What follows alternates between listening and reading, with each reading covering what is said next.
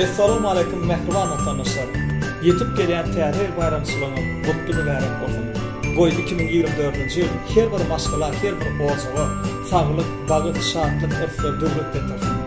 Rossiya Federasiýasynyň Moskwa şäherinde bilen Täze açylan Türkmen kafeler. Garawun kafesi Türkmen tagamlary bilen giňden bujamatçy.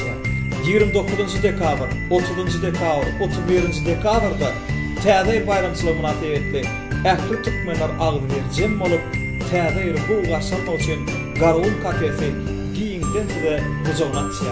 Nesip bolsa 3 günlük şow konsertimizde garaşylmadyk sowgatlar, sürprizler, bir näçe ingofiz pursatlar boljakdyr. Bu şow konsertde Şahir Döwletberdiňiz, Aýdymçy Maksat Hüseýnow, Döwran Giýdiçi hyzmat eder.